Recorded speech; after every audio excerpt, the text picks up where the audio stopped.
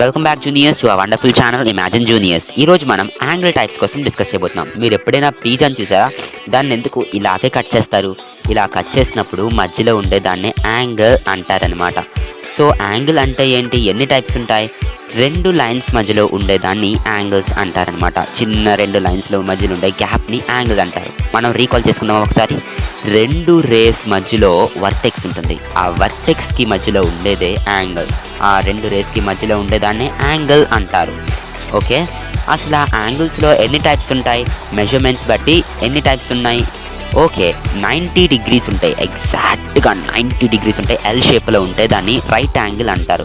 అదే ఒకవేళ 180 డిగ్రీస్ ఉండి స్ట్రైట్గా ఉంటే దాన్ని స్ట్రైట్ యాంగిల్ అంటారు. ఓకే, తర్వాత 90 కంటే తక్కువ ఉంటే దాన్ని అక్యూట్ యాంగిల్ అంటారు.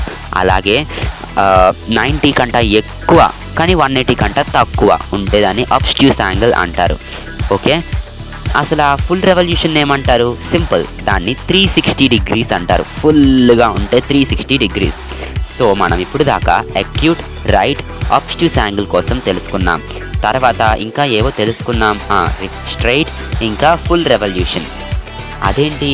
ఒకవేళ స్ట్రైట్ కాదు, ఫుల్ రెవల్యూషన్ కాదు, రెండింటికి మధ్యలో ఉన్న దాన్ని ఏమని అంటారు అంటే స్ట్రైట్ కంటే తక్కువ, ఫుల్ రెవల్యూషన్ కంటే తక్కువ, స్ట్రైట్ కంటే ఎక్కువ, దాన్నే రిఫ్లెక్స్ యాంగిల్ అంటారు. ఇది 180 కంటే ఎక్కువ కానీ 360 కంటే తక్కువ.